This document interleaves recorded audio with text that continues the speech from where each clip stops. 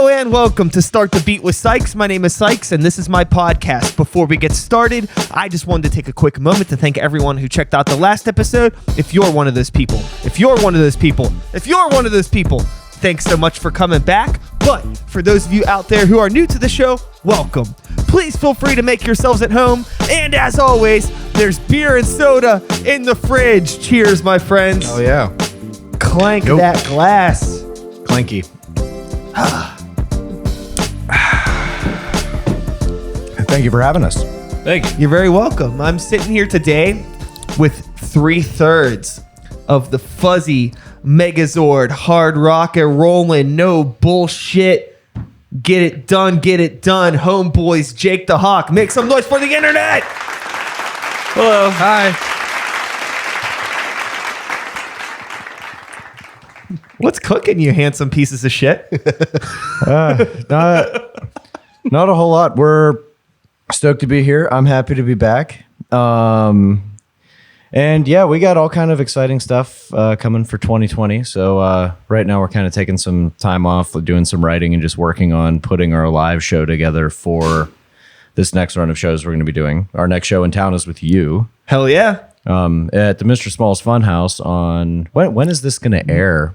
This should go up before then. Okay. I think I'm clever enough to do the cross promoting. You better. Cool. Yeah, the Funhouse on the 27th with us, you, and Frame and Mantle. That'll actually be this Friday because technically today is March 22nd when this goes up. Oh, excellent. So they Perfect timing. And we are all very tight alums on that show in one way or another. Mm-hmm. Yes. The common thread, an easy one between all of us would be a handsome little hairy sound wizard by the name of Matt Very. Make some noise for that guy. Woo. Matt Very's the man. Yeah, great guy. I've known that gentleman for a long time, and you've been recording with Matt. Yeah, we're done. We're gonna go back later this year and do more. But yeah, the release we have coming up is totally done. I've never been happier with anything, and we had a really, really great experience in his studio. I took a really great nap on his studio couch while Justin was doing bass tracks. Surprisingly comfortable couch, yes.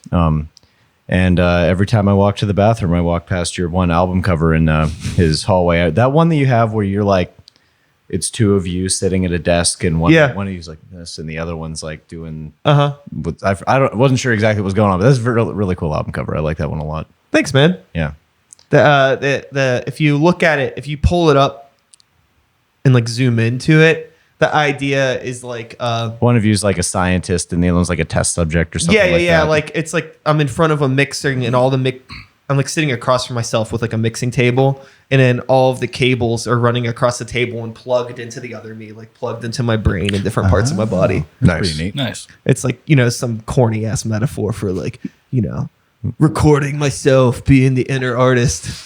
Well, that's exactly. I was a lot lamer 6 years ago. I'm arguably still just as lame, but that's okay. That's exactly. We all go through phases. Cybervancer in the Doomsday Express. The cables are connecting to my veins.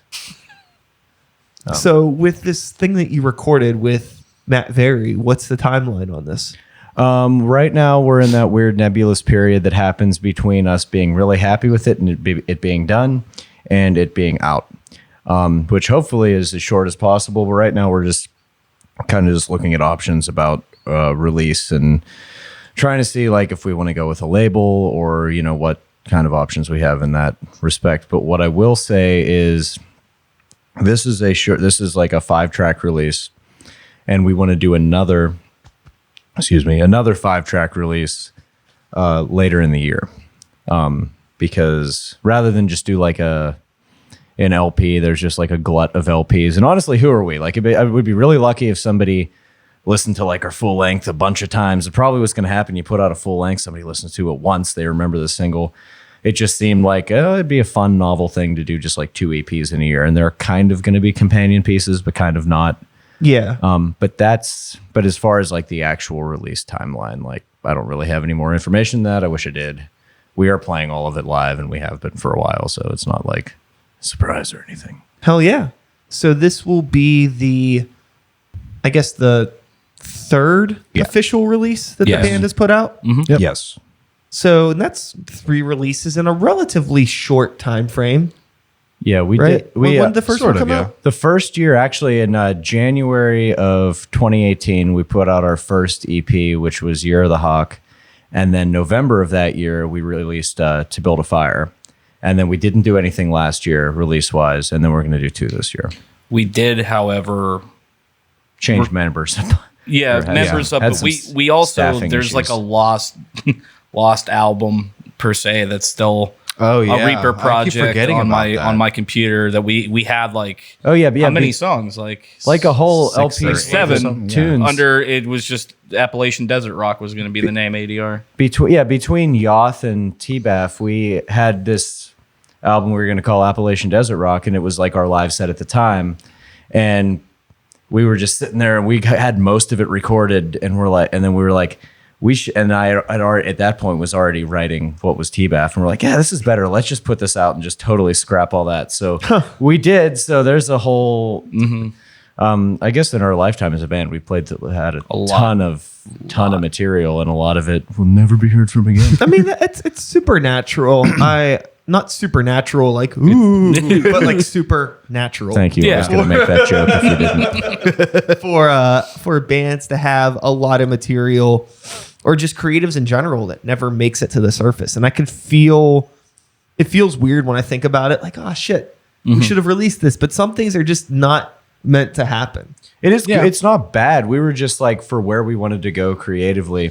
It was perfectly good, but it was very much in the style of the first EP, and I think we kind of found our voice a little more with To Build a Fire, and we kind of just wanted to go in that direction. So it wasn't bad. It was by any necessary. means. Yeah. It was just not kind of. We wanted to put our time and energy into To Build a Fire. So that's what we did. I'm glad that we did it though. I'm sure you probably wouldn't even have To Build a Fire if it wasn't for that project as well. Yeah. Oh, absolutely. It's a necessary sort of stepping stone. Yeah, certainly. So, yeah, it's cool. I hadn't thought about that in a while. And actually, a funny thing, I just found a song on my computer 2 days ago that I completely forgot that I wrote before I wrote To Build a Fire. And I was like, man, this is really cool. I totally forgot about writing this, but I immediately remembered all the words and the chords. So we just, before this at band practice, we just went and learned it. And we're like, oh, I think we're going to play that now. So Yeah, it's the rocker. I just like found it on my hard drive. So and I'm sure there's more of those because I'm terrible with organizing my files. So there's a lot of lost songs. Do you also like name all your file names like 1, 2, 3, 4? No. Well, when you this is a super silly tangent to get on, but no, if I start a project file, unless I already have a song written, I'll just come up with some dumb name for it. And, it'll be like, Cook My Barf.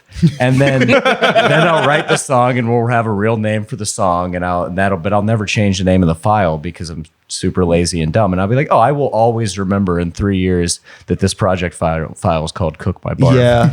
Until I need to find it, it's a pain, and I've been doing it for years, and I have hundreds of songs. So. This has happened with Grey Walker, and it's happening with the Psych stuff now because we have a whole LP that's written and done, and we're dealing with it. Yeah. But like you do.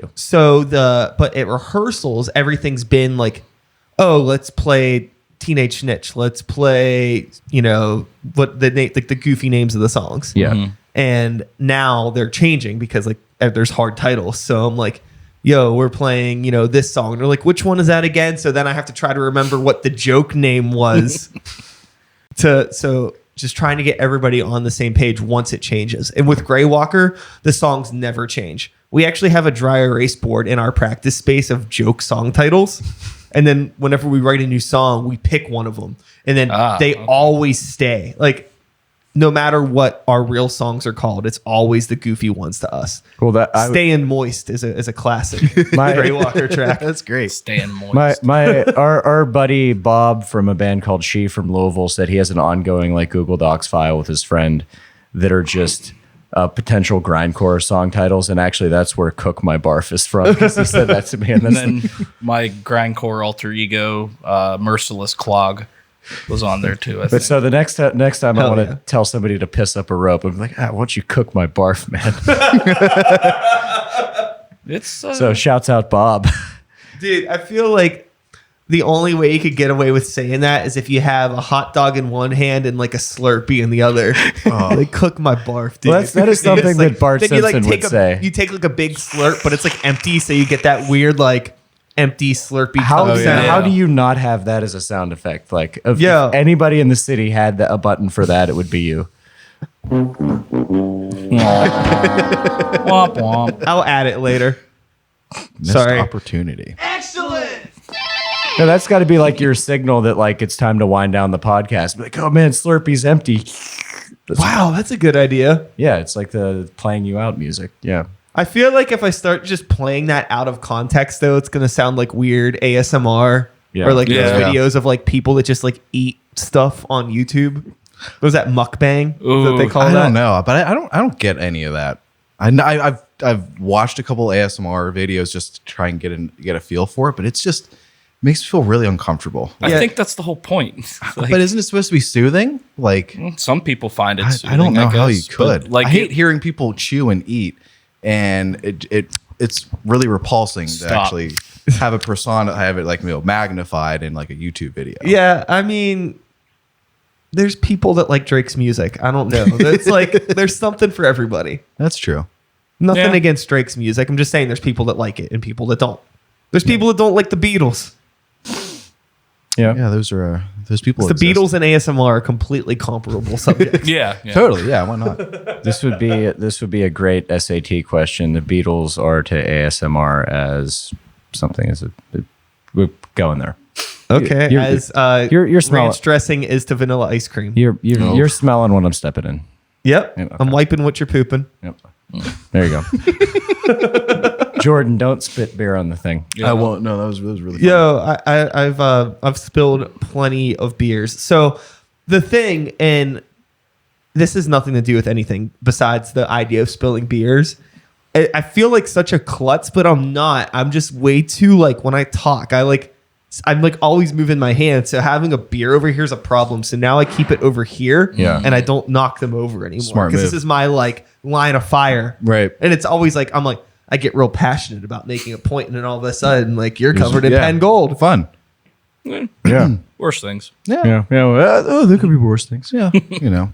So the band Jakethehawk, as Jakethehawk, has been active since 2017, 18-ish. 16. We formed in September 2016. September 2016. Okay. Yeah. And prior to that, were all three of you in the band when it formed? Yes. Yeah. Okay, because did you had a fourth member at some point Yeah. in time? We did. yeah. My brother is Jake. He was in the band up. He's not until- the Hawk though. Like, we have to make that very Yeah, clear. We'll get there. Yeah, and we've known each other our entire lives. Like all of you? No, Or just you and your brother? Me and my brother. No, so yeah, he was in the band up until he left pretty shortly before T-Baff came out. A month beforehand, actually. Like, Yeah. the day we made the album announcement, hey, this is coming out a month later, he up and left There is the same day. there's some stuff, but Did you There's a lot play of on the stuff. album though? Yes. he didn't play. I played all the rhythm guitars. He played a couple of overdubs, Gotcha. and But then he did do vocals. vocals. Then we both sang, although I ended up singing a lot more parts than I thought I was going to because for reasons. Fair enough. So yeah, but that being said, like it was all kind of our thing creatively, and we don't feel like the band is any. It's weird, like losing a front man, but I don't feel like the band is any different without him because kind of we've always been the unit. Mm-hmm. Well, sure now, and also I think the band you've been a 3-piece longer than you were a 4-piece now at this point, right? At this point, or close. Yeah. Yeah, enough. close to. it. And if And you've put out more material And and we've- written more. and we've things like played as many shows as a 3-piece. And Yeah. played- Yeah. definitely done more things. Yeah, so I'm as not- time goes on, it becomes less feeling like, a new thing, and then it just becomes the thing. Yeah. But outside of that, before the band was a band, what is like the three of you? What is your relationship with each other? How long have you known each other? This is my twin brother. We're fraternal brother. Yeah. We're fraternal twins. We had bands in high school. We grew up in Johnstown, so there was always kind of There's always a thriving DIY scene there. It ebbs and it flows, but we had we had like a D beat hardcore punk melodic type thing. Didn't we had everyone had a terrible metalcore band at one point. That was really bad. But me and him weren't really doing a whole lot with music like through college, and we jam here and there, and then we met Jake, and then that's how we met this gentleman here. Yeah, I never met them before the first time we ever played together. Even though we went to the same college. Yeah, it's just one of those things. Yeah. You want to tell a story about how you guys met Jake?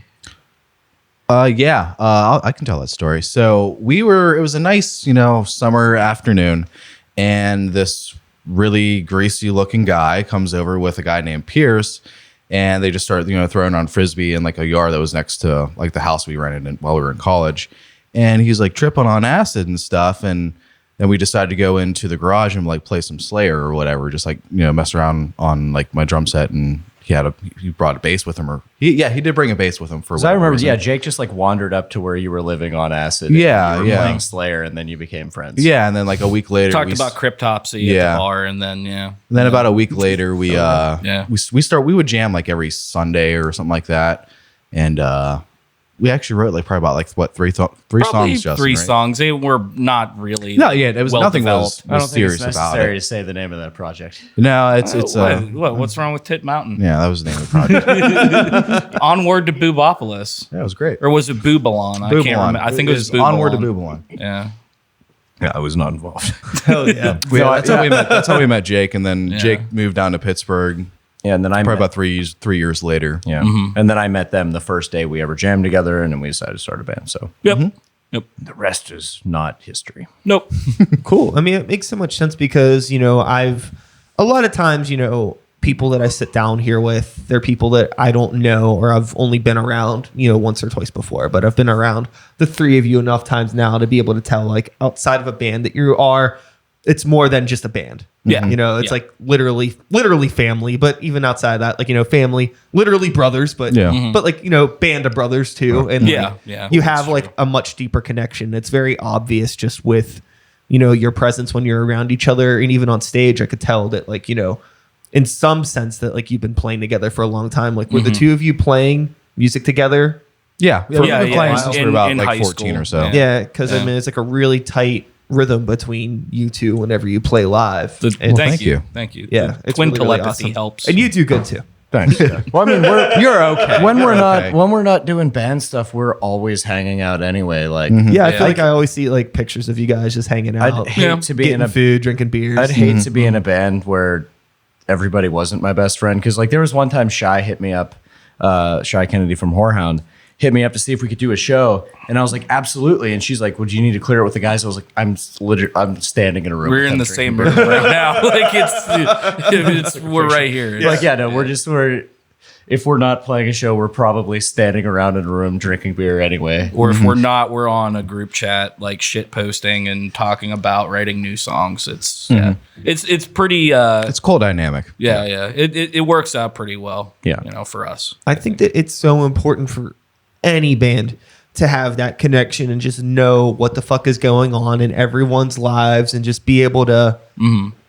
It just makes the environment so much more comfortable. And then when you have a comfortable environment and there's no distractions, you can just really focus on the fucking riffs, man. Exactly. Well, that works really well. We've been doing a lot more traveling lately, and that is nice because it's not like traveling when, farting in a vehicle with people you don't know that well or you don't hang out with anyway. So the fact that like, It's farting in a vehicle and you all laughing about it, more or less. So, but I mean, the fact that we're all really tight and we all hang out with each other all the time anyway makes the traveling really nice. Yeah. Do the three of you know each other well enough that one of you can silent fart and the other ones would know immediately who it is by the smell of the fart? Probably. It Close- yeah, depends. I think so. Probably. Yeah. I mean, most of them come from Justin anyway. So. No, actually, no. Hey. Justin identified one of mine at Gooski's once. Wow. I forgot. Wow. He was like, that was you. You I have said. a Dude, very the FBI should hire you. Yeah, I have a discerning olfactory system. Apparently, I don't know. They make fun of me because I'm the loud. I snore very loud, and I He's like a blender full of ball bearings. You're a monster. Yeah. I'm loud and I fart a lot. I have excuses for that. I had like a little thing with like, gut cancer. I'm all good. It's all fine. But like because of that, everyone was just like, Justin's poop sick. And I'm like, that's exactly. I am just usually poop sick. This video is so good for our brand right now. Yeah, yeah, we're Totally. doing great. We're doing great. Doing great. I mean, listen, you can talk about yourselves with your own platform however you want, but you come on Start the Beat and we're talking about farts. Yeah. Well, I got That's my new thing. Every episode from now on, from Jakethehawk forward, farts or Farts. bust, baby. Good. I'm into it. Farts I are got- always funny. I have a question for you, actually. Okay, what's up, man? While I'm thinking of it, where are your favorite wings in the city? Well, that's hard for me because I am Oh yeah, that's I'm a right. You don't eat a vegetarian, ton of meat. That's so right. I can't answer that question honestly because I'm not gonna be. Well, if I'm you not wanna one of go those with- people that's like, oh well, seitan wings are just as good as chicken wings. I'm not a fucking cunt. Sei- Like I get it, you know what I mean? Seitan Some wings are people good, might but- like them, some people don't. They're different things. Well, sauces. Well, Yeah. Sauce is half of that game. The cook on the wing is half the game, and then the sauce is the other half. So where has the best sauce? well, I mean, for seitan wings, I'd probably go with OTB. Okay. Okay. I think they have a nice medley of sauces. They used to have they had a cucumber wasabi sauce that was fire. I don't think they do it anymore. So, god damn y'all. And the next time I see Mandy, because she works at OTV, I'm Yeah. actually going to yell at her about that. I haven't thought about that. I'm sure she's recently in charge of menuing stuff. Oh yeah, she gets things done. Okay. I feel like if there's anybody, she can get it done. I want that fucking cucumber wasabi sauce back. But OTB, I feel, does a good job. Everybody talks about Big Shot Bob's. Jordan it's fine. lives I above. live above Big Shot Bob's in Bloomfield, and I mean it's good. It's really, really good. There's almost too much to choose from. Yeah. and there's a lot of variables of almost like the same kind of thing. That's too much. It's Yeah, I mean, I will say they're this. endorsed by Mark Madden. What's that tell you? I will say this with like the whole.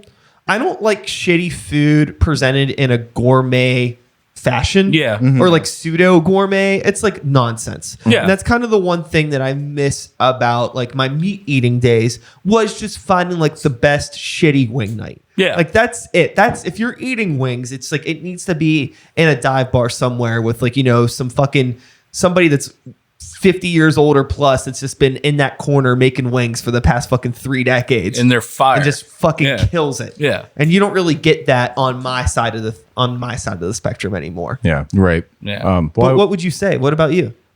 Nico's does a really good cook on their wings. They're always really crispy. And as much as I don't like hanging out there, Industry does just really good wings, and their homemade blue cheese dressing is the best I've ever had. So Wow. I gotta shout that out. Yeah, so no, I'm always it's just for some reason this has been just a thing that me and my buddy have been talking about lately. So I wanted to get your opinion. Yeah, I wish I could give you a better answer, but again, I just don't have. Well, the real answer is the friends we made along the way. Absolutely. What about this? Is always a good hot button topic, and it has nothing to do with Jakethehawk, and I promise we'll get back to your band. That's fine. But let's just do this because it's been a long time since I've had this conversation. Pizza in Pittsburgh. Most underrated pizza. Most underrated. I know what he's gonna say. He's gonna say Angelo's. Angelo's is probably some of the best pizza I've had in Pittsburgh. It's super cheap. I mean, relatively cheap. Only 2 sizes and pies, but it's just really good, thick, Where's hearty that at? crust in Bloomfield. Okay. Yeah, pretty much right next door to Big Shot Bob's. It's between my apartment door is between the two. But no, that's my favorite place. And also Antonio's is really, really good too in Brookline. But I still stand behind Angelo's a good bit. Pizza is such a food of convenience for me. Like if I'm really looking for something I really want, I'm probably not like getting pizza. But I mean, I like the pie caliente, but like it's not underrated by any means. But I'm a hoagie man. Like if I'm going to pizza shop, sure I'm are. I'm getting hoags. I'm getting hoags. Like whether it's Spack or Cativo, Cativo, probably across the board, the most underrated. That's my answer No, their pizza's really good for too. pizza. That's my Yeah. answer. I haven't even Hands down. gotten to their pizza because I've never ordered anything other than a sub there because it's just unfuckwithable. Yeah. Slaps. And then what the move is when you go to a show at Cativo, right about 9 o'clock, you go to the bar downstairs and you order your beer off of Heather. Then you get a hoagie to go and you just have her just put it on the shelf back there. So it, kind of cools down and congeals. So then Holy smokes. then when you go to cash out at 11 o'clock, you got a hoagie that isn't too hot to eat and you got it ready to go. And that's every time. It's a lot of. Pro fucking tip. Hell yeah. Down to science. Whenever we get pizza at Cativo, me and Stacy's move is we have them basically like say, hey, we want a pizza, but put everything that you would put on an eggplant parmesan sandwich onto the pizza. Okay. Ah, okay. And they basically make us an eggplant parm pizza, and it's psychotic good. That sounds great. Oh, speaking of eggplant. Okay, Yeah. Bring this one up. The debate of the goddamn century. Baba ganoush is better than hummus. Agree or disagree? I could fuck with baba ganoush. I could probably, yes, I'll agree. Okay. I wrote that on the internet and like everybody like it got very heated. Why? Somebody told me to get fucked. I mean, it brought up good points. Like hummus is more versatile. Well, that's like- than- yeah, well, Yeah, hummus is more of a condiment. Well, no, more or it's less, when you break hummus it is down. more versatile, but like so's chicken breast. That doesn't mean it's better than ribeye. It's like hummus. Well, We can't compare chicken and it's rice. No, not the you same can thing. learn a lot from this because hummus, I think, needs to emulate and try and do weird stuff to be great, where baba ganoush just has to be the best version of itself. We should all be a little more like baba ganoush. That's okay. That's oddly heartwarming, but get fucked. No, I do really, really like baba ganoush. I like hummus too. I mean, I like them both. They're both great. Underrated. I don't know if it's underrated pizza, but Ephesus. Oh, Oh, Ephesus is it's fire, great. dude. You get So good. Ephesus. Never had it. And you get the baba ganoush on the side. Then you dip the pizza crust in the baba ganoush. It's a whole That- different pizza crust disposal mechanism. Yeah. I like they have a ratatouille pizza Yeah. that's insane. It's so good. And the thing that's clutch about Ephesus is I swear that they are open 24 hours. You can order from them any fucking time and you'll get your food quick. That's wild. I don't Yeah. know. They're like the Amazon Prime of fucking Pittsburgh pizza. I've never had a bad meal of anything forever. It's always good. It's the shit. Yeah. Can I skag a So, swell? bringing this back to the band, a good question that I always like to ask people. Some bands get thrown off by it, but I feel like Jakethehawk might have an answer for this. So, do you remember maybe a decade or so ago, Denny's was doing music promotions when they had bands, like promotions with bands, and the bands had food items on menus? Like there was a Hooba Stank burrito at Denny's. We were just joking about Hooba Stank before we got this in is here. a real- Real like that's a great band name. Let's go with This that. is a Right. real thing that Okay. did exist. So my question to Jake the Hawk, bringing it back to the band, but sticking in food, was if you were a food item, if Jake the Hawk could be a food item, what would it be? Italian hoagie, red onion. Italian hoagie. Yeah. Yeah, I'd agree. question. With red onion. Wait, and a narragansett on the side. Yeah. Yep. No question. Oh, it'd be a combo meal. Oh yeah. Yeah. Fuck yeah, dude. yeah, have it to would be. easy be an Italian hoagie. Yeah. I feel like the next We time. we had that prepared. Yo, so you are in the middle of, figuring out how you want to release this album, right? Mm-hmm. I feel like what you need to do is partner with a hoagie shop and sell hoagies and just have them come with a download code of the fucking album. Very for good. a day. Download That's a great hoax. idea. Download it. There you go. Jake the Hogue. There you Oh Yes. god. I'd buy Missed one. I don't even opportunity. eat meat anymore. I'd give it to someone. They do, Yeah, there they you do the seitan melts. They get all kind of they chicken parm subs a thing. There's it's hoags for everyone. Hoax hashtag hoax for everyone. You can go to Polish Hill and have hoags and rogues. We got to find a place that'll get you the beer too. Where can you go? Cativo. Oh, there you go. Oh, yeah. So we could do this with Cativo. Do the show at Cativo. We have a pretty big one coming up in August.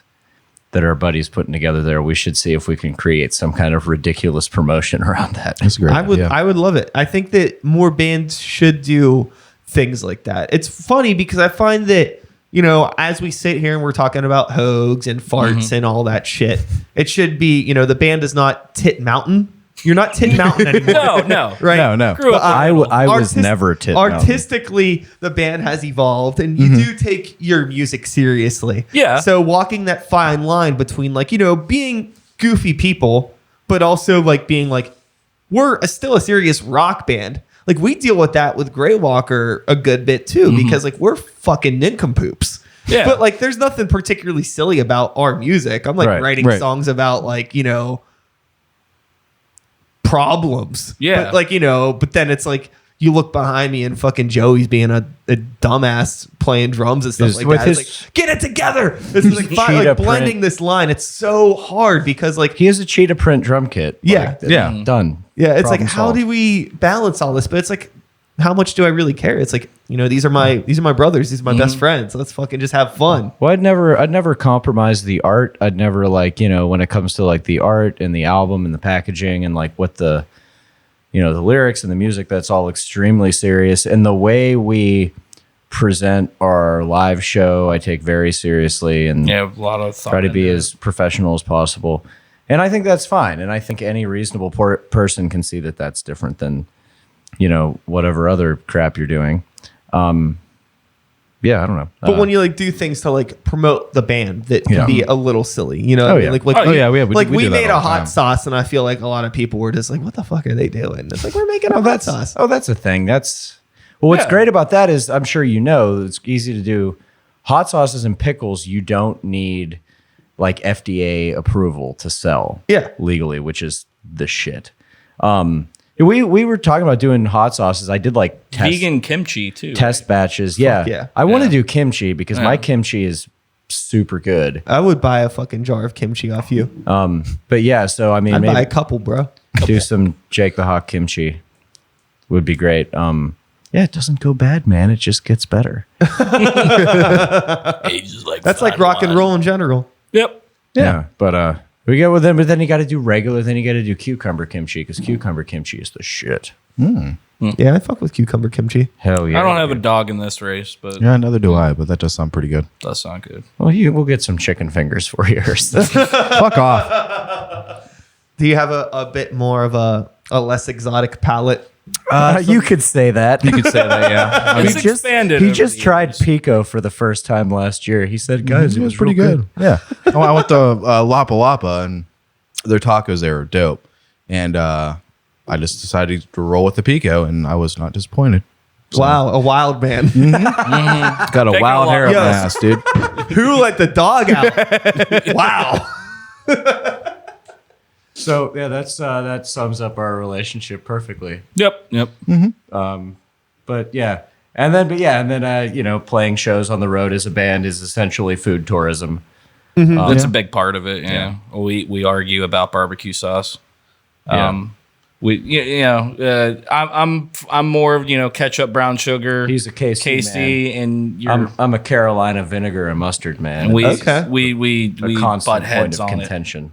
I enjoy, you know, mustard and vinegar sauces, but I just like KC more. Get fucked. Hey, I'm with you, man.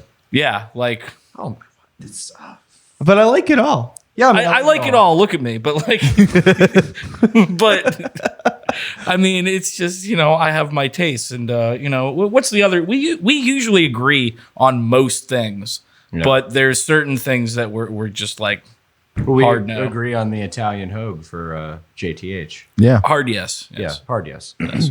So anyway, cool. Yeah. That rules. So with the band and, you know, hoagies and kimchi and touring and being on the road and doing all of these things, we're talking a lot about marketing, putting ourselves out there. How has the art of navigating the landscape that is social media been for Jakethehawk? I mean, I think we're kind of doing the same stuff. It's just we have like more connections now. And after like in the past year, we've played out of town a lot. And it's like, you post your shit, but now like, people are kind of starting to notice it a little bit more. I don't think it's really changed much. The only thing is like, I mean, with our last album, we got some professional PR, which was helpful, and we'll do that for this one, whether we release it ourselves or go with a label. Which is just because the way I see it is like people just aren't gonna like review you. No. It's way better if you're like, hey, listen to my band. They're like, cool. But then if you have a person that you obviously paid to be like, hey, listen to this band, and that kind of sucks. But it's just how it is. It's funny. I feel like things have transitioned into a point where we've gone past tastemakers.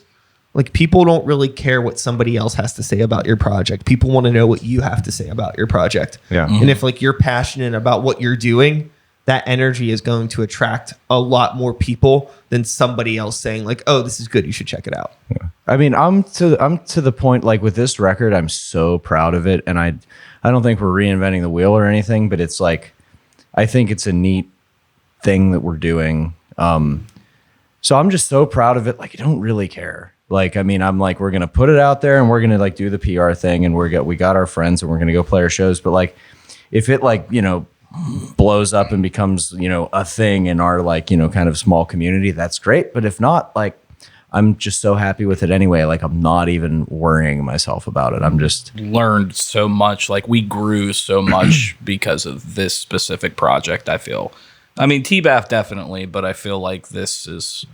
We learned a lot just being able to this is the first time we actually went into a studio. Everything we've been doing ourselves, and there's a lot of value in that, obviously, but I feel like we learned how to be tighter as a band, how to practice more effectively, how to the pre-production was huge, like that.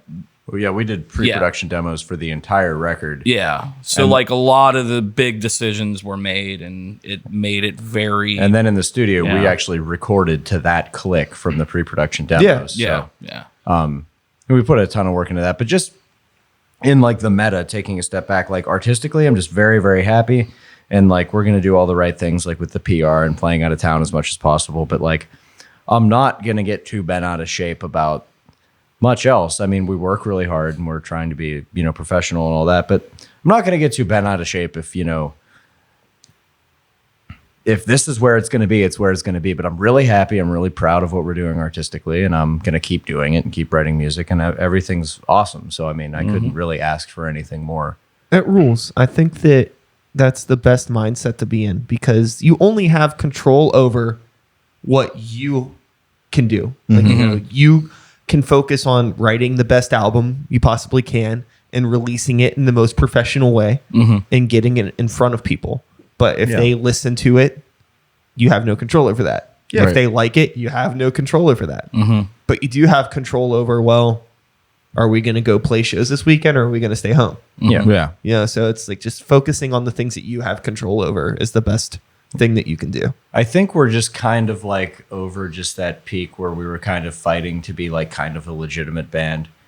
And, legitimate is obviously a pretty nebulous term, but I think we're to a point where I'm happy. I feel good. I'm not like stressed out about it. And I'm just ready to just focus on the art and everything's cool. And I don't know. It's just like a weird thing to say, but I'm feeling very at peace right now.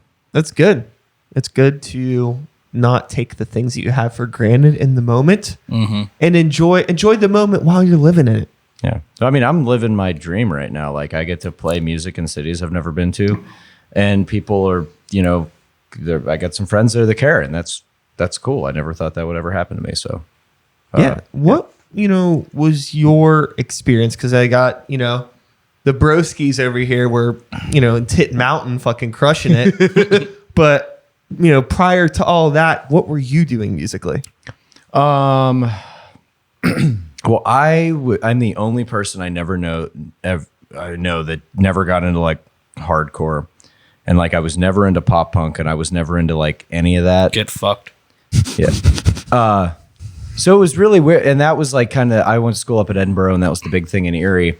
And I felt kind of very alienated because there didn't really feel like a scene for what I wanted to do. So I made like a ton of like bedroom albums, just like doing it all myself and like multi-tracking. So yeah, and I had bands and played out a bunch and stuff, but there definitely wasn't a community for it. And at the time I was like into like kind of like prog and like some more like metally kind of, or stuff that's more similar to what we're doing now, honestly. Like Sure. I don't think I've ever changed. It just finally there just happens to be kind of a community for that is somewhat accepting of what I want to do.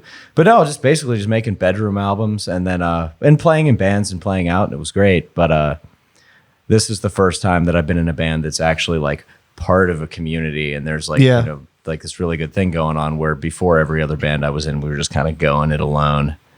But yeah, just doing that, and I've always been every band I've ever been in, I've been like the principal songwriter for. So just writing music, man, for years and years, hundreds of songs. Mm-hmm.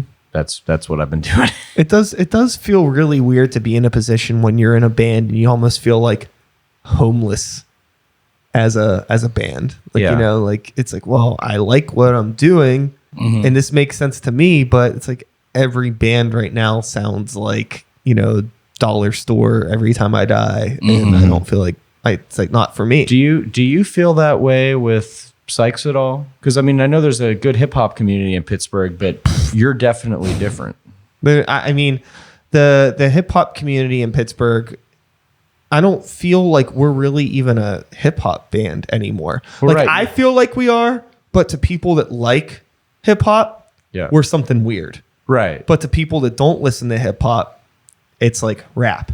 It's like, oh yeah, like, it's always like, that reminds me of Limp Bizkit. I'm like, oh sweet. I'm glad that like you haven't listened to anything in the past decade or 2 decades, but it's fine. I try not to get bent out of shape about it. So yeah, in a way I've always felt kind of like socially homeless in terms of like my sound, but what I've been able to do over the years is just like make friends and just be like, well, I'm always going to kind of be somewhat odd on a bill, but like we're all friends. And, I like 1,000 different kinds of music. You like a lot of different music. I don't know both of you that well, but I imagine you like all kinds of different music. So it's like, Jordan only listens to stoner rock. That's not true. That's not true. That's not true at all. I imagine that, it's just trying to think or trying to keep in mind that, even if there are a bunch of people in a room that are seeing like, some doom metal bands or whatever, if Sykes and A New Violence also happens to be playing, it's like, well, I like this music, so there's a good chance other people might understand what I'm doing too. There's a common thread. And I think it's the energy that you bring too. I think if you have a positive energy on stage and you give people a decent show, people will be happy to watch you, even if what you're doing isn't 100% their thing. Yeah, they're gonna say these guys are great live. Like they put a lot of effort into their live acts. So that's. Well, I mean, we're like that in a lot of ways. I mean, we play. We're not a doom band, but we play with some doom acts. We're playing Maryland Doom Fest, and like that's cool. I wouldn't really say we're quite exactly a doom band, but there's threads that you can pull between the two, and I think that we kind of it feels more for us, at least for myself. I think it feels more at home being kind of on the fringe. In that regard, not so far out that it was like you were saying, you feel kind of like homeless and you don't have a community, because we do, but we're also like we're usually the lighter band on the bill, which always works. I thought every time that we're the lightest band on the bill, it goes really well for us, and every time we're the heaviest band on the bill, it sucks. And then I remember that our next show in Pittsburgh is with you guys in Frame and Metal, and I'm like, dude, everyone's gonna hate us. I think it's gonna be better this time, but like, I mean, well. Spoiler alert, we're definitely playing some new stuff. Yeah. And nice. The new stuff is way more intense than stuff that we had been playing in the past. But so dope. I mean, I think we'll be I'm excited. I mean, I think you guys are fantastic. I'm really stoked. I mean, I wouldn't have wanted to do this show with you because this is like our first real show of the year, and we're not doing another one in town until July. So I wouldn't want to have done the show with you if I didn't like really like same. bands, I mean, we don't have another local show booked either. I mean, we have a show in Irwin, but that doesn't fucking count at the end of April. No. That's not Pittsburgh. Are you in the Subalpine? No, that's in Turtle Creek. That's Brandy's Basement. It's a new venue in Irwin. The East Hills are all the same. Turtle Creek, Irwin. No, I don't know. I mean, they're probably like 25 minutes, half hour apart from each other, but lies. It's like a Twilight Zone once you cross the Westmoreland Bridge or whatever it is. Out in Monroeville, there's a bar called Dad's, and they have great wings. Oh, okay. And Back their- to the wings, huh? And their logo is like a silhouette of a guy like drinking a beer, and it's like super cheesy. And I won a trucker hat with that, but they're always out of them, obviously. Of because it's course, genius. Yeah. And just a quick aside there, but yeah, Dad's has great wings, Hell yeah. so good to know. But yeah, I am super stoked for this show and just kind of wrapping up the conversation of feeling like out of place. You know, I'm just happy when anybody asks us to play a show because it just means that like they get it. Yeah. You know what I Yeah. mean? Because we're not in a position where people are asking us to play shows because they want all of our fans to come out. You Yeah. know what I mean? Yeah. We're not that band. So usually when people ask us to do something, it's because they're actually our friends. They get what we're doing. They're and into that's- your music. and that yeah. like helps with the environment. Because if they're into it, their friends will probably be into it. And it's good. Yeah. Building a community's a tricky thing, but I think Pittsburgh's been doing a really good job at this over the past couple years. You're seeing a lot more. I mean, I guess I don't know how you all feel about this, but I just feel like I see way more people coming out to local shows than when, you know, I had started doing music, and people were stoked on it. And there's a lot more like really productive, cool, fun bands. And I see a lot of people and bands that come out to shows that they're not playing. They're actually showing up and supporting and That's something- hanging out, and it's fun. And a lot more bands now are actually promoting shows that they're not playing. Like case in point, you do this, and there's a lot of people that do this. Shy from Whorehound does this.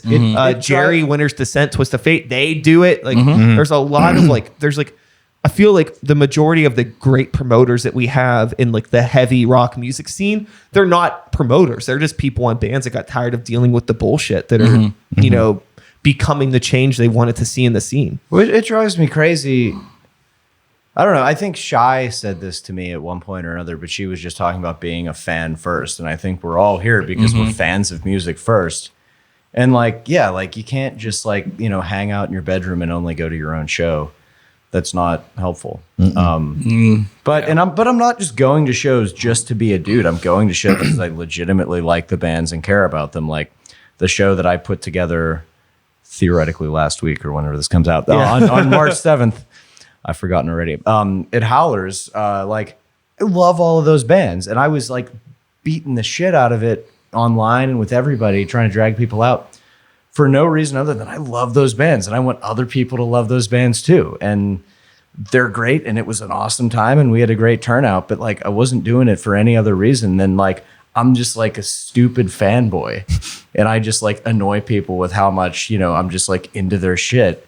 And like that's being stoked about music is like why we're all doing this, I hope. That's what you would think, but it's not always the case. There's some people that they show up to shows and it's very obvious they don't want to be there. And it's like, well, why are you here? Then why? Yeah. Why load up your shit and drag it across town to show up late, leave early? Like you don't have to be here. There's plenty of other bands that could play the show. It's fair to say most bills in Pittsburgh could do with one or two less bands anyways. It's like if you don't want to play the show, don't waste everybody's time. That show last night, I didn't even put a local on it because I thought that bill was strong enough, and it was so I didn't even bother like bringing a local out that like I was gonna have to browbeat into, you know, like posting about the show and stuff. I'm amazed, and I'm like. And it's not everybody, but there are definitely like some times that I've worked with people that they have absolutely just like not given a shit about doing anything other than showing up and playing. And I just don't understand that because it's like, I don't understand how anybody could love this any less than I do, but I guess they do. But like, cause it's not work. It's just fucking awesome. Like I can't express how awesome it is. And I just want everyone else to think it's that awesome. I can't wrap my head around why people would inconvenience themselves so much because it's like again, like I said, like literally like, you know, leaving work early or staying up late, dragging your shit across town to do like, why? If you know that you don't want to do the show, Why? Well, I mean, they want to do the show, but they don't want to do the all the rest. Yeah, of it. but they're going the out of their work, way yeah. to make themselves look bad to everybody else. Yeah, and it's probably just a couple of squeaky wheels that I'm like bad experiences I'm thinking about because a lot of bands are great. Sure. But that's just one thing that I just is always kind of. I feel like a lot of bands are Been great goofy. now because over the years of like been able to detect the people that I'm not going to vibe well with. And I've kind of just, Yeah. let them go to the side. Now I just focus on the people that I want to work with. And I've been dealing with this bullshit long enough now that whenever I meet new people, it's pretty easy for me to tell like how genuine people are versus like, oh, they're just here because for completely selfish reasons. Yeah. Right. And generally it's just like, it's something as simple as like, oh, somebody went out of their way to say hi to me. Or like just something really, really simple. Just like, hey, what's up? Hey, how's it going? But no, and then, okay, cool. They're probably cool. Yeah. Yeah. But you can't even like, it's weird like playing shows with bands and like not even saying a word to Not other people. talking Yeah, that at is all. kind of weird. Yeah. I We've don't- experienced. We dealt with that a good bit back in like Johnstown in our early days and stuff like because we were always the ones that just wanted to hang out. We would go to shows all the time, be super supportive of anyone else in the scene, and then Even if we weren't really into their band. yeah, you know, you still try and find that one thing, that one redeeming quality about that act that you liked, and then you try and talk to them about it, and then it's just total deadpan and. yeah. You're wasting you feel like you're wasting their time, but when in actuality you're wasting your time because they don't give a shit, So Like it's selfish. yeah, Yeah. That's my hot I mean, take. I'm not trying to be negative or anything because everybody's great and everybody's awesome and everybody should be awesome all the time. If only it was that easy. Sure. But that's the thing. But yeah, that's the thing that happens. But when you're talking about like the community being really good, I think the big thing that has made me really happy lately is our community. I don't consider to be Pittsburgh. Like I consider our community to be regional, and we got friends in so many places, and like that's what's really great. And I, thanks to the internet and stuff, but it's very interconnected. So like, we have friends in all these different cities that are that passionate about doing it. And that's really great. And it doesn't just feel like Pittsburgh to me. It feels like it's a whole thing. And that's just a wonderful feeling. And it kind of shrinks the world a little bit until you realize how far away like Louisville actually is and what an annoying drive that is. Sure. When you just want to go hang out with your buds or you want to, we're driving to Boston in one day in July, and that sucks. That's pretty neat. We're doing like a New England thing. We're like, oh, we should try and make Boston like in the middle of that run so we could inch up and back. It didn't work out that way. So we're like leaving at like the crack of dawn on a Thursday to go play Boston Thursday night. That's going to be terrible. I'm It'll be looking a forward fun to show. it. Yeah. What's going to be great, we're going to put Jordan and Justin in the back of the van, me and Shannon are going to drive, and I got my SNES that we can rig up actually in the van now. So it's going to make that drive less atrocious. But yeah, that's good. But it's all great. Everything's going to be great. Hell yeah. I really, really, I fuck with your positive energy. I think that it's super refreshing. I fuck with your positive To- energy. Well, thank you. It's really refreshing to meet people like you and see bands like you guys that are just like good friends doing things for the right reasons and just being there's just like no ego. It's just like whatever, we're a fucking Yeah. rock band. Let's play some shows. Let's have some fun. And What That's would be the point of any of this? Like because like you were saying, some of it kind of objectively, if you look at it, like it sucks to haul this heavy ass equipment around everywhere and play a show. You might not really make anything, but we're doing it because we love to do it and it's fun. If it ever stops being a good time, like there's some times where it's sort of work. It's more work than fun, but like. If we weren't sincerely enjoying this, like why would we bother? I don't understand why anyone would do it. Like just so like for their own ego or they need. Well, it's not like you're going to get like discovered or something. Yeah, Sure. we're not making a dime. Well, like, I talked to this guy. I was at a karaoke night once, and there was this guy that I saw there like all the time. And I was like, man, you're a really good singer. Are you like in a band or something? He's like, no, I just come to karaoke. I'm just waiting to get discovered. I was like, how's that working out for you? discovered, huh? Yeah, I don't know. He was an older guy, so I don't know.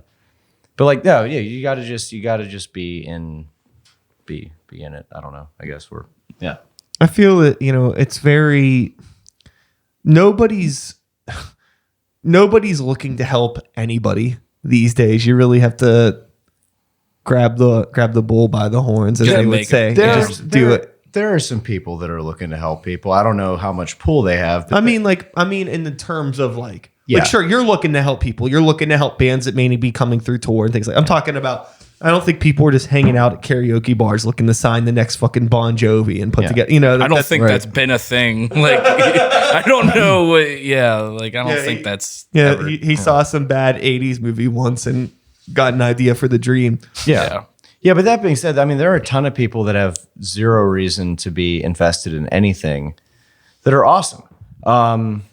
We got, I don't know, our buddy Chad, who has his like Riff Zealot thing. Like, he's not in a band, and he's just like a big fan of music. But he's a fan, yeah. He does like all kind of great stuff for bands all the time, and he's a really rad dude, and he's like he's way more involved than you would ever expect someone who's just like a fan of the music to be. Sure.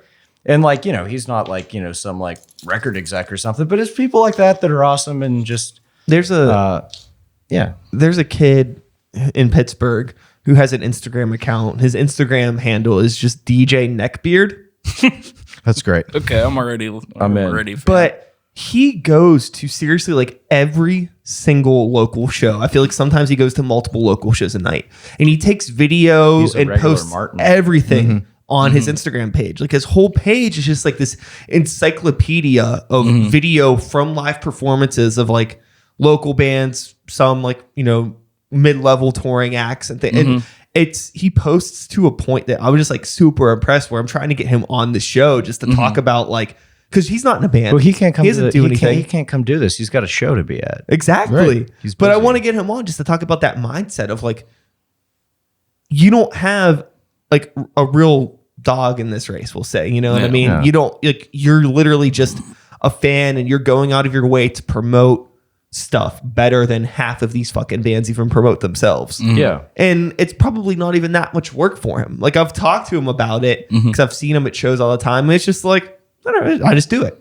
It's not even like this thing that's like a big deal. Yeah. And it's like everybody. Can you imagine if like all fucking 40, 50, 60 people that were at, fucking Gooskies on a random night, if like even, 10% of them people did the same thing on a regular basis, it would help spread out so much.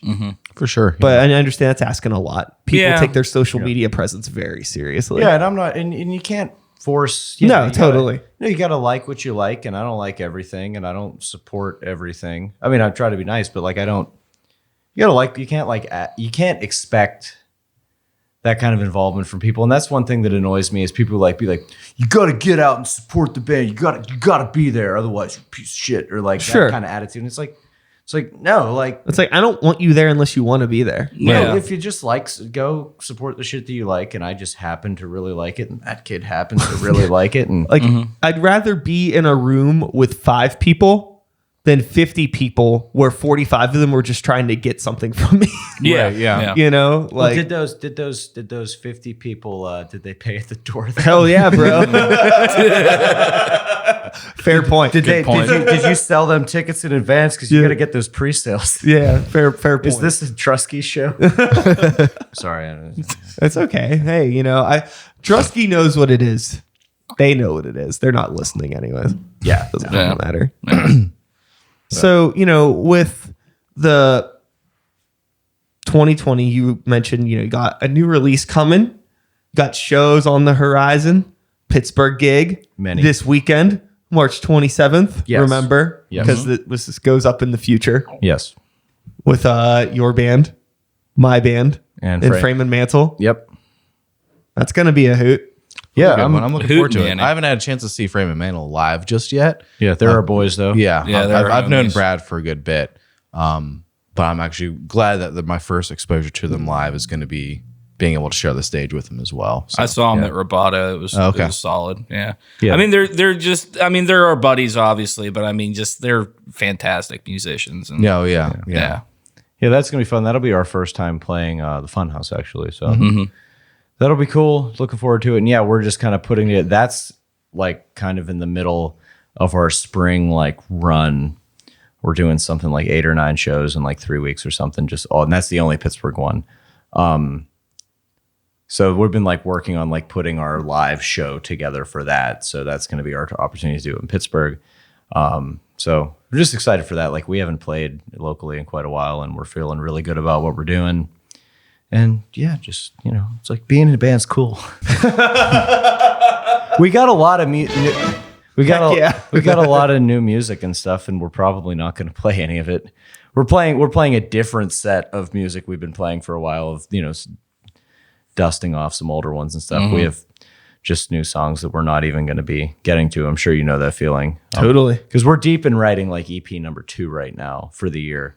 It's like mostly done, but at this point, I think we're just keep writing songs to decide which ones we're going to use. Mm-hmm. Yeah, because we got how many? I thought, We got to use Gray Sand. No one knows the names of these songs. We've got to use Gray Sand. We got to use June. I think Wolves is on the fence. Wolves, maybe. Yeah. Wolves Crossing the river too.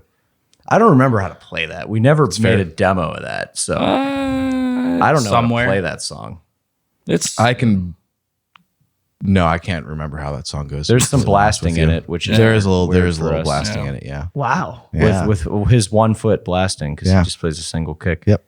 Funny story. This is not really. It was kind of about that. We were like, wouldn't it be fun? Wouldn't it be fun? We should try and write a song in drop C because we play in standard tuning or we play in drop D, which is very odd for our genre. You hooked me up, Chief. This is my last one. Oh, okay, never mind.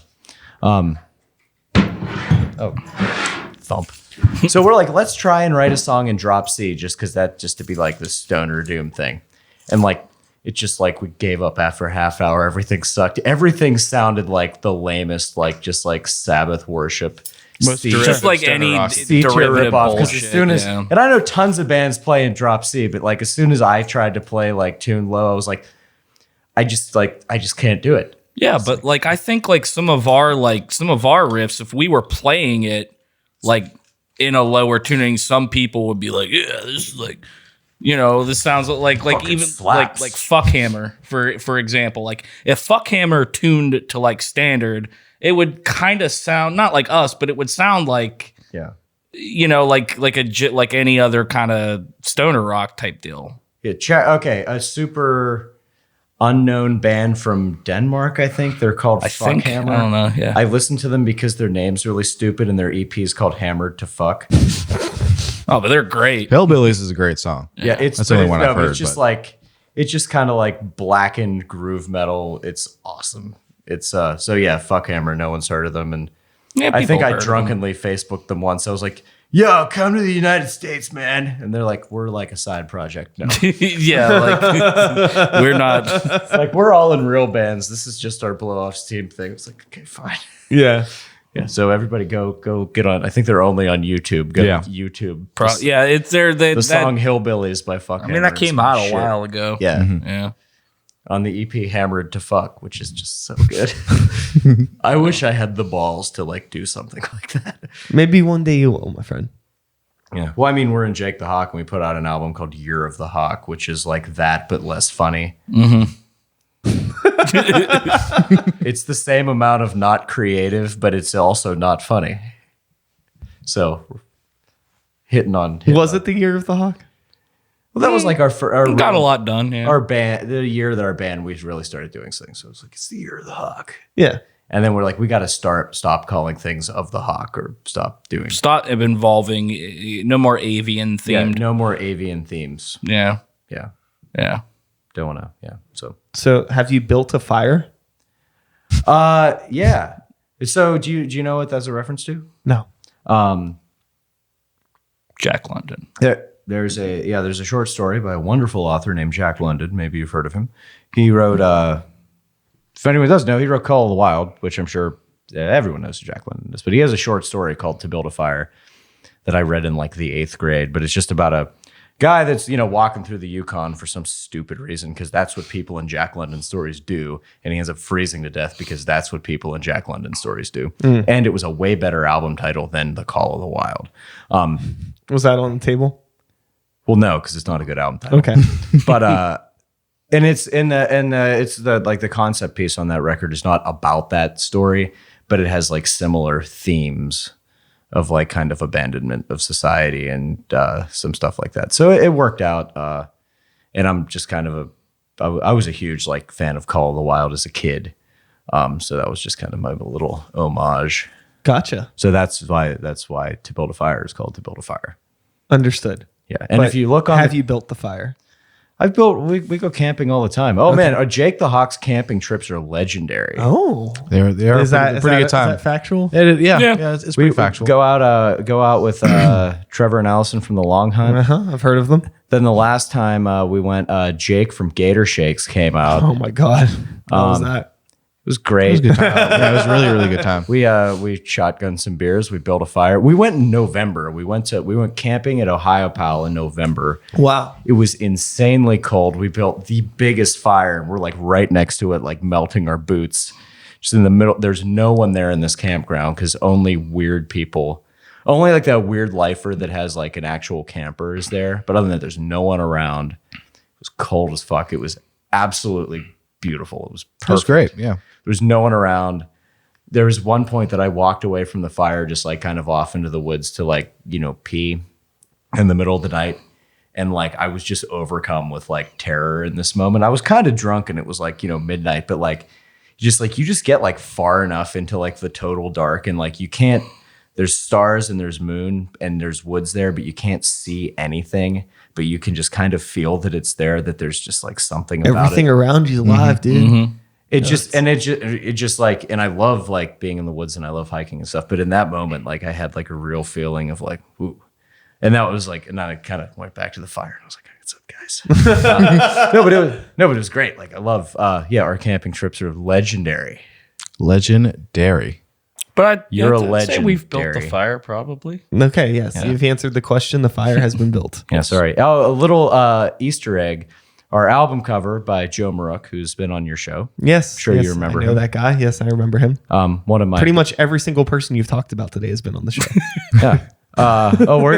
When we close this, we're gonna close this out with a string of shout outs. Okay. I love it. Yeah. And then maybe we can recycle that Spotify list from the last one we did. Maybe, yeah. Oh, that's a good idea. But so he did the album cover. Joe's one of my best buddies. He's actually marrying me this year. Oh. So we got to figure out how to get him ordained by then.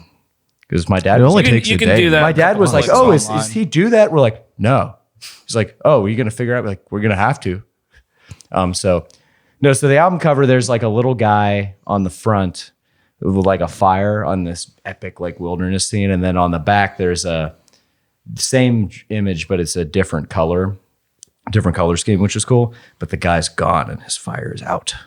And that's the only like illustrative thing that's different between the front and the back, other than the color scheme switch. But yeah, so it's got his little fire on the front, but on the back, fire's out, and so you can look at them and interpret that how you will. So Easter eggs. Got it. Yeah. Do you have a title for the upcoming thing? Yeah. Do you want to drop it, or is that top secret? I would love to. I would love to, but I'm just gonna. My train of thought out loud would be like, labels wouldn't be happy with that, but I don't think they're going to listen to this, and we're probably going to end up just releasing it on like a DIY thing anyway, so it doesn't matter. So I'll go to the Peanut Gallery if you guys want to say what the title is. It's called Hinterlands.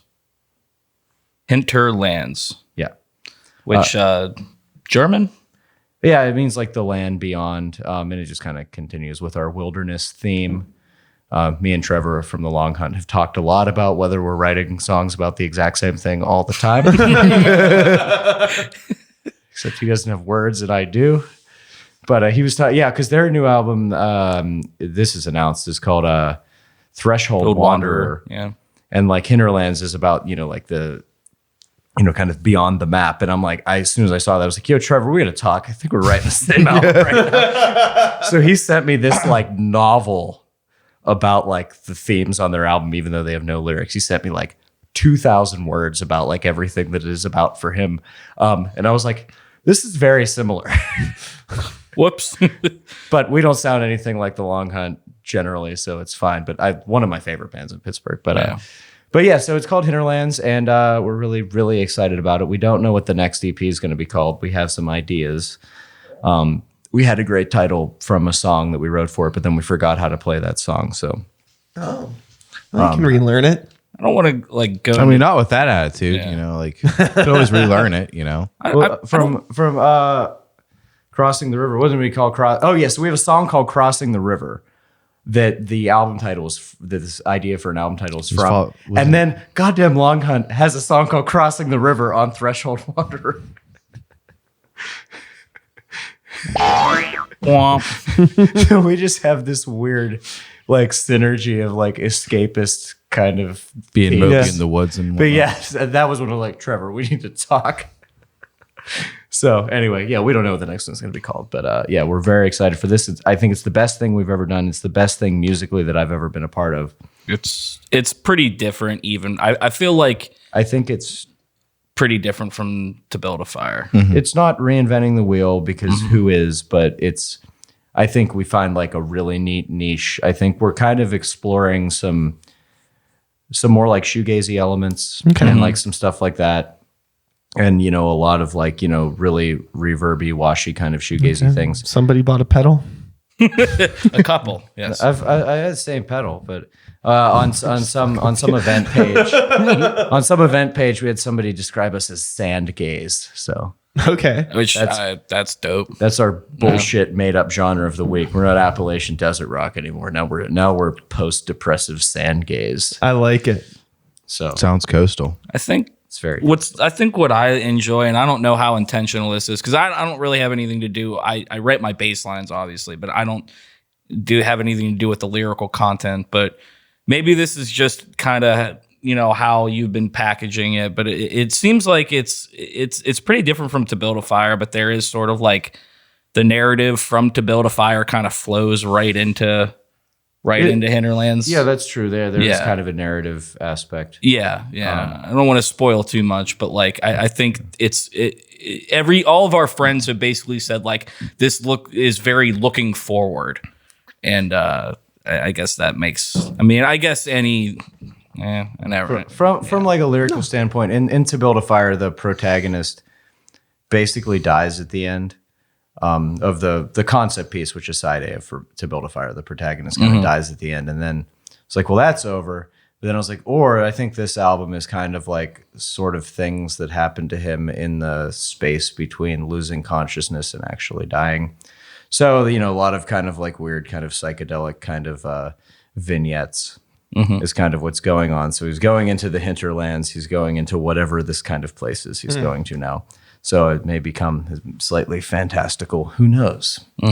And but we're a stoner rock band, so no one cares about our lyrics anyway. So it's not a big deal. It's all bongs and Satan. Yeah. Which are great, but Yeah, I'm 100% on board. But yeah, we don't have any songs about bongs or Satan. or Satan. No. Well, Maybe next time. yeah. I mean, you still got time to turn this branding train around. Sorry, everyone. We'll try harder.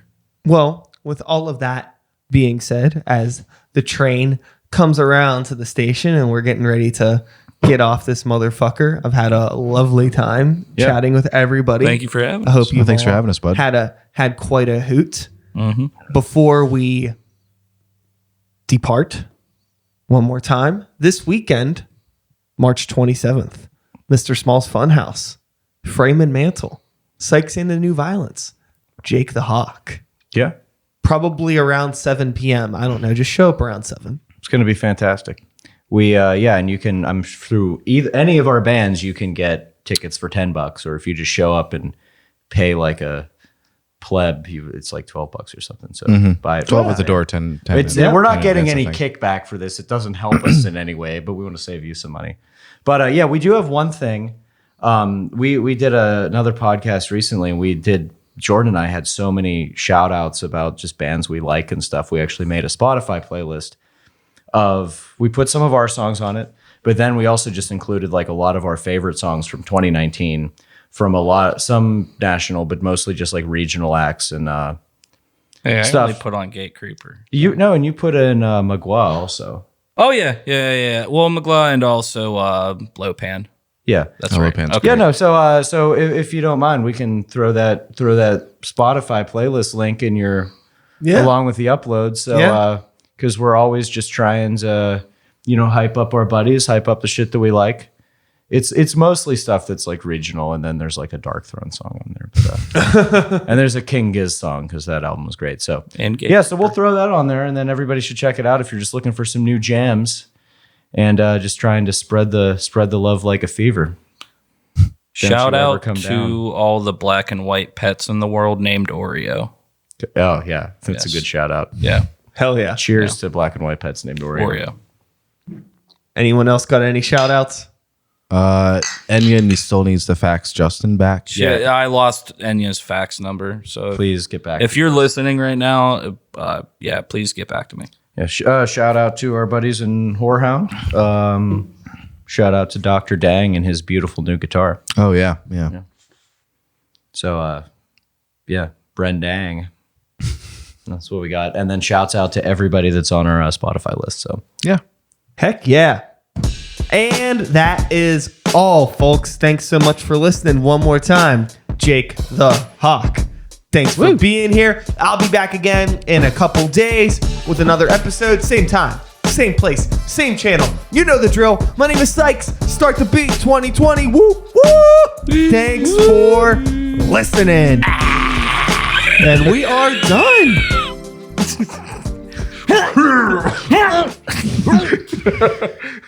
Groovy, guys. Thank you. Thank you.